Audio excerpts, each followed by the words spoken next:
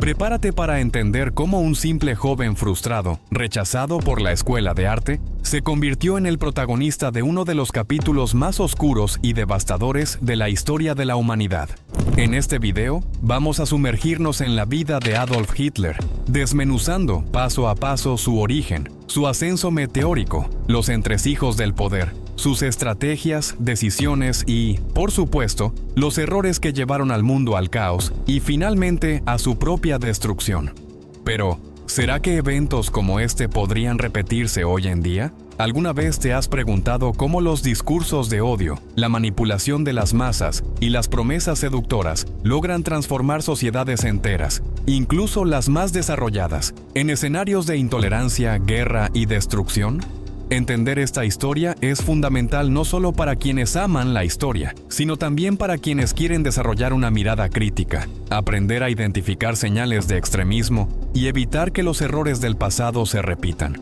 Por eso, ver este video va mucho más allá de conocer la trayectoria de Adolf Hitler. Es entender cómo surgen líderes que manipulan multitudes, cómo se propagan ideas peligrosas y, sobre todo, cómo podemos desarrollar un pensamiento crítico para no ser rehenes de la desinformación, el fanatismo y la intolerancia. Después de todo, ¿será que la sociedad actual está realmente inmune a repetir los mismos errores del pasado? Adolf Hitler nació el 20 de abril de 1889 en la pequeña ciudad de Braunau am Inn, en Austria, una región fronteriza con Alemania. Su padre, Alois Hitler, era funcionario de aduanas, un hombre de carácter rígido, autoritario y frecuentemente violento en el ámbito familiar. Su madre, Clara Pölzl, en cambio, era extremadamente dedicada, cariñosa y sobreprotectora, manteniendo un vínculo afectivo muy profundo con Adolf. Durante la infancia, Hitler mostró un comportamiento rebelde, poco afín a las normas y con dificultad para aceptar figuras de autoridad, especialmente la de su propio padre. Sus primeros años en la escuela fueron mediocres, alternando entre periodos de interés y etapas de total desinterés, sobre todo en las materias que exigían disciplina. Curiosamente, desde muy joven, mostró un gran interés por las artes, especialmente por el dibujo y la pintura, algo que disgustaba profundamente a su padre, quien soñaba con que su hijo siguiera una carrera en el servicio público. El entorno familiar de Adolf también estuvo marcado por pérdidas y tragedias. 3 de sus hermanos murieron durante la infancia, lo que hizo que su madre se volviera aún más sobreprotectora con él. Esa experiencia temprana con la muerte contribuyó a formar en él una percepción de la fragilidad de la vida, pero también despertó una necesidad intensa de búsqueda de afirmación y reconocimiento. Al mismo tiempo, crecía en un imperio austrohúngaro multicultural, donde las tensiones étnicas y nacionalistas ya eran muy evidentes a finales del siglo XIX. Con la muerte de su padre en 1903, Hitler, que entonces tenía 13 años, se sintió liberado de las imposiciones que tanto detestaba, especialmente en lo relacionado con su elección profesional. Sin embargo, esa libertad vino acompañada de una sensación de inseguridad material y existencial, agravada por la responsabilidad que empezó a sentir hacia su madre, cuya salud comenzaba a deteriorarse. En 1905, Hitler abandonó la escuela definitivamente, sin terminar sus estudios formales, convencido de que su destino estaba en el mundo del arte. Esta decisión no estuvo libre de conflictos internos, especialmente tras la muerte de su madre en 1907, víctima de cáncer de mama, un episodio que lo afectó profundamente. Huérfano y sin perspectivas claras, decidió entonces mudarse a Viena, llevando consigo el sueño de ingresar en la Academia de Bellas Artes. Al llegar a Viena en 1907, Hitler buscaba cumplir su gran sueño: ser aceptado en la Academia de Bellas Artes. Sin embargo, su solicitud fue rechazada con el argumento de que tenía un talento insuficiente, especialmente en la representación de figuras humanas. Viena, a comienzos del siglo XX, era una ciudad cosmopolita, vibrante culturalmente, pero también un entorno cargado de tensiones étnicas, sociales y políticas. La capital austrohúngara reunía poblaciones de distintos orígenes: eslavos, judíos, húngaros, alemanes y otros grupos que convivían en medio de discursos nacionalistas cada vez más agresivos. El antisemitismo que empezaba a consolidarse en su mente fue alimentado tanto por experiencias personales como por la propaganda y la prensa sensacionalista de la época. Diarios como el Deutsches Volksblatt y los discursos de figuras como Karl Lueger, alcalde de Viena y conocido por su retórica antisemita y populista, tuvieron una enorme influencia en la construcción de ese odio. Hitler comenzó a asociar a la comunidad judía con todo aquello que despreciaba: el capitalismo especulativo, el socialismo marxista y la supuesta degeneración cultural de la modernidad. Paralelamente, la vida de Hitler en Viena estuvo marcada por severas privaciones. Vivió durante años en albergues públicos y llegó a depender de la venta de pequeñas postales pintadas a mano para sobrevivir. A partir de entonces, empezó a desarrollar una visión conspirativa del mundo, viendo a judíos, marxistas y liberales como agentes de destrucción del orden que él idealizaba. En 1913, buscando evitar el servicio militar en el Imperio Austrohúngaro, al que despreciaba, Hitler se mudó a Múnich, en Alemania. Cuando estalló la Primera Guerra Mundial en 1914, se alistó de inmediato como voluntario en el ejército bávaro, mostrando un entusiasmo genuino por el conflicto. Durante la guerra, Hitler trabajó como mensajero en el frente occidental, una función que lo exponía constantemente al peligro, ya que debía cruzar zonas bajo fuego enemigo. A lo largo del conflicto fue condecorado con la Cruz de Hierro de segunda clase y posteriormente con la de primera clase, un reconocimiento relativamente raro para soldados de su rango.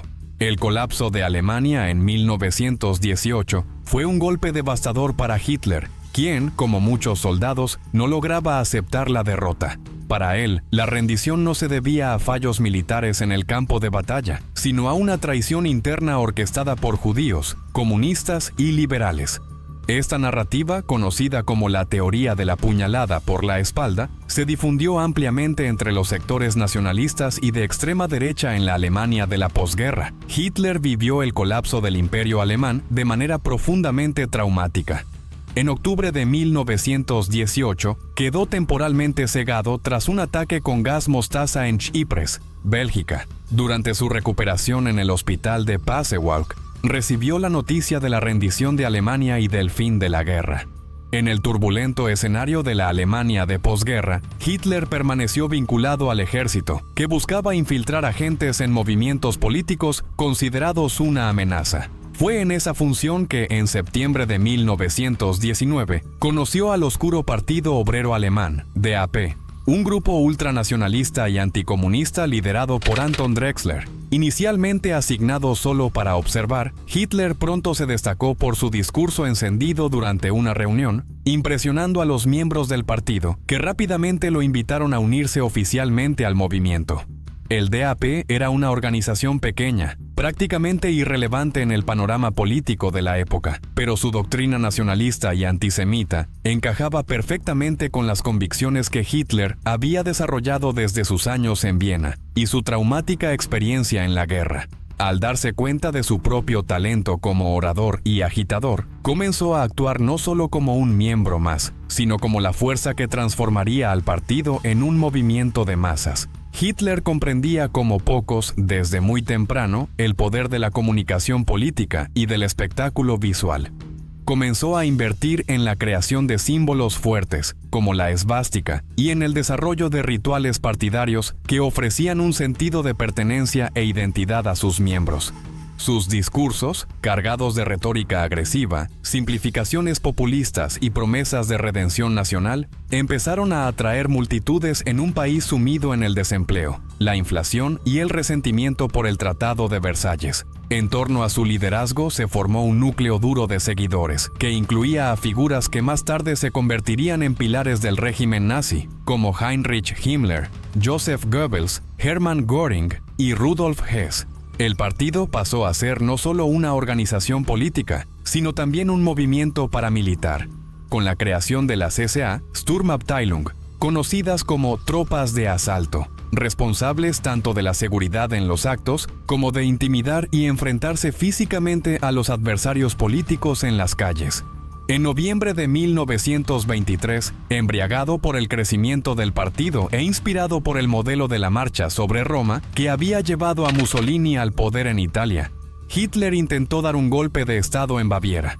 El plan se conoció como el Putsch de la cervecería, ya que comenzó en la famosa Bürgerbräukeller, una cervecería en Múnich, durante una reunión de líderes políticos y militares locales. La idea era tomar el gobierno de Baviera y luego marchar hacia Berlín para derrocar a la República de Weimar. Sin embargo, el plan estuvo mal organizado y fracasó en menos de 24 horas. Las fuerzas leales al gobierno reprimieron el golpe rápidamente. Durante la marcha de los insurgentes hacia el centro de Múnich, la policía abrió fuego, matando a 16 nazis y dejando decenas de heridos. Hitler fue arrestado 2 días después, acusado de alta traición, junto con otros líderes del partido. El fracaso del golpe podría haber significado el fin de su carrera política, pero sorprendentemente se transformó en una poderosa herramienta de autopromoción. El juicio que siguió le dio una plataforma nacional para difundir sus ideas y atraer nuevos simpatizantes. Durante los meses que estuvo en prisión en la fortaleza de Landsberg, Hitler escribió, con la ayuda de Rudolf Hess, su libro manifiesto Mein Kampf. En la obra articuló su visión del mundo, defendiendo 3 pilares fundamentales: el antisemitismo racial, la destrucción del marxismo y la necesidad de la expansión territorial alemana hacia el este, Lebensraum. El libro también dejaba clara su aversión a la democracia y su convicción en el culto al líder como figura salvadora de la nación. Al salir de prisión, tras cumplir solo 9 meses de su condena, Hitler entendió que un nuevo intento de golpe sería inútil. A partir de ese momento, adoptó una estrategia basada en la legalidad institucional, utilizando los propios mecanismos de la democracia para destruirla desde dentro. El partido fue reorganizado, invirtiendo fuertemente en propaganda, en la creación de organizaciones de masas y en la profesionalización de toda la maquinaria partidaria. El crack de la Bolsa de Nueva York en 1929 desató una crisis económica global, cuyos efectos en Alemania fueron devastadores.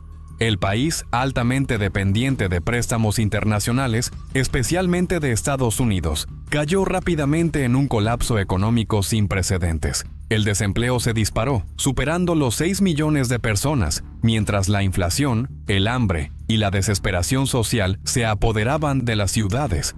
El partido nazi, que hasta entonces era una fuerza marginal, encontró en la crisis su mayor oportunidad de expansión. Hitler y sus estrategas ampliaron masivamente la actividad del partido, utilizando con gran eficacia mítines, carteles, radios y películas para difundir su mensaje.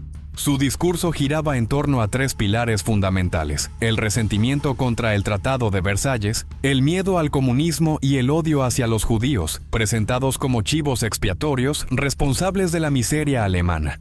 En las elecciones parlamentarias de 1930, el NSDAP pasó de 12 a 107 escaños en el Reichstag, convirtiéndose en la segunda fuerza más grande del Parlamento. 2 años después, en 1932, Hitler se postuló para la presidencia de Alemania, quedando en segundo lugar, pero obteniendo más de 13 millones de votos, un resultado impresionante para alguien que pocos años antes era visto solo como un agitador extremista. El año 1933 marcó el punto de inflexión definitivo. Presionado por los conservadores y ante el temor de un colapso total, el presidente Paul von Hindenburg nombró a Hitler como canciller de Alemania el 30 de enero. Aunque inicialmente fue visto como una figura que podría ser controlada por el establishment, Hitler demostró rápidamente que tenía sus propios planes. Pocas semanas después, el incendio del Reichstag, un evento aún rodeado de controversias, fue utilizado como pretexto para aprobar el decreto del incendio del Reichstag, que suspendía las libertades civiles y permitía la detención arbitraria de opositores. Tras consolidar su poder en 1933, Hitler dio inicio a la construcción del Tercer Reich, un régimen totalitario basado en la centralización absoluta de la autoridad en su figura. La primera medida fue la alineación forzada de todas las instituciones sociales, culturales y políticas con la ideología nazi, en un proceso conocido como Gleichschaltung. Las organizaciones sindicales fueron disueltas y reemplazadas por el Frente Alemán del Trabajo, mientras que los medios de comunicación, las artes y el sistema educativo pasaron a estar rigurosamente controlados, funcionando como herramientas de adoctrinamiento ideológico. El culto a la personalidad alcanzó niveles inéditos en Alemania. Imágenes de Hitler se distribuían por todas partes, en escuelas, oficinas públicas, fábricas e incluso en los hogares. Discursos, desfiles, películas y celebraciones cívicas transformaron al Führer en una figura casi mística, presentada como el salvador de la patria y la encarnación de la voluntad popular. Paralelamente, la juventud fue cuidadosamente moldeada desde temprana edad a través de la Hitlerjugend, Juventud Hitleriana, que preparaba a niños y niñas para convertirse en soldados y madres del Reich, completamente leales al régimen. La política económica siguió un modelo de economía dirigida, con una fuerte intervención estatal orientada a eliminar el desempleo y preparar al país para la guerra. Grandes obras públicas, como la construcción de autopistas, las Autobahnen y el estímulo a la industria armamentística, revitalizaron la economía. El desempleo, que rondaba los 6 millones en 1933, se redujo a menos de 1 millón en pocos años. En el ámbito social, el régimen profundizó la segregación y la persecución de grupos considerados indeseables. Comenzaron a implementarse leyes raciales, y minorías como gitanos, personas con discapacidades físicas y mentales, homosexuales y opositores políticos fueron sistemáticamente marginados, encarcelados y, en muchos casos, asesinados. Programas como el Action T4, que promovía la eutanasia forzada de personas con discapacidades, demostraban que la política de pureza racial ya estaba plenamente operativa incluso antes del inicio de la guerra. El régimen nazi convirtió el antisemitismo en política de Estado, inició un boicot nacional contra los negocios judíos, expulsó a los judíos del servicio público, restringió su presencia en las universidades y en 1935 promulgó las leyes de Nuremberg, que les retiraron la ciudadanía y prohibieron los matrimonios mixtos. La maquinaria de propaganda de Joseph Goebbels, a través de películas, libros escolares y panfletos, consolidó ese odio, mientras que decretos sucesivos excluían a los judíos de cada vez más profesiones, clubes deportivos y espacios de ocio. En marzo de 1938, Alemania anexó Austria en el Anschluss, violando el Tratado de Versalles sin encontrar resistencia. 6 meses después, Hitler presionó a Checoslovaquia para que entregara la región de los Sudetes. Reino Unido, Francia e Italia cedieron en la Conferencia de Múnich, creyendo que así evitarían una guerra.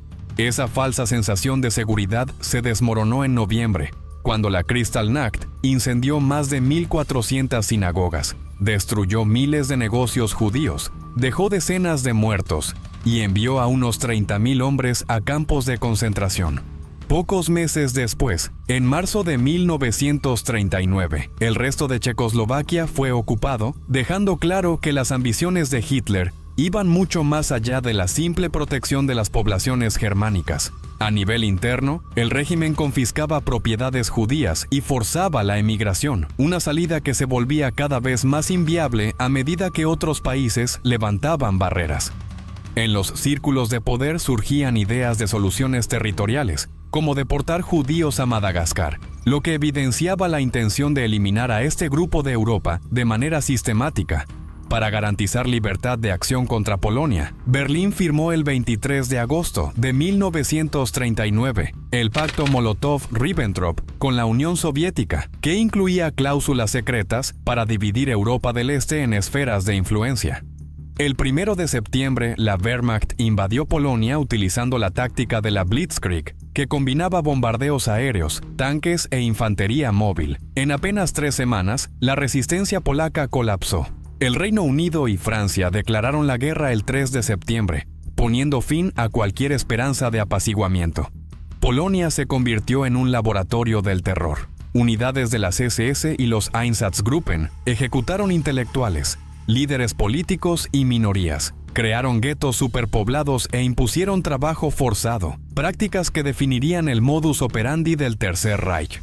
Con cientos de miles de judíos atrapados dentro de unas fronteras en constante expansión, la violencia evolucionó de la exclusión hacia la preparación del genocidio en masa que marcaría los años siguientes. Tras la exitosa campaña en Polonia, Hitler concentró sus esfuerzos en Europa Occidental. En 1940, la maquinaria de guerra nazi avanzó de forma arrolladora, ocupando Dinamarca, Noruega, Países Bajos, Bélgica, Luxemburgo y, sorprendentemente, derrotando a Francia en solo 6 semanas. Este logro consolidó a Alemania como la potencia dominante del continente. A pesar de mantener el conflicto contra los británicos, Hitler volvió su atención hacia Europa del Este, impulsado tanto por motivaciones ideológicas como económicas. La Unión Soviética era vista como el gran enemigo del proyecto nazi, una combinación de adversario racial, ideológico y territorial. El 22 de junio de 1941 rompió el pacto Molotov-Ribbentrop y lanzó la Operación Barbarroja, la mayor invasión terrestre de la historia, movilizando a más de 3 millones de soldados alemanes y aliados del eje. Durante los primeros meses, la ofensiva parecía repetir los éxitos anteriores. Las tropas alemanas avanzaron rápidamente, capturando vastos territorios en Ucrania, Bielorrusia y los estados bálticos, llegando hasta las cercanías de Moscú. Paralelamente comenzó una escalada de violencia sin precedentes. Las unidades Einsatzgruppen, que acompañaban al avance militar, ejecutaron a cientos de miles de judíos, gitanos, comunistas y civiles soviéticos.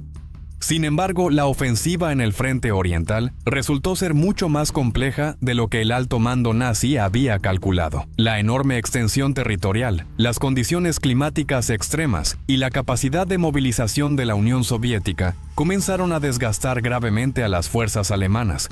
El invierno de 1941 sorprendió a los soldados sin preparación adecuada, y la contraofensiva soviética a las puertas de Moscú obligó a los alemanes a retroceder por primera vez de manera significativa.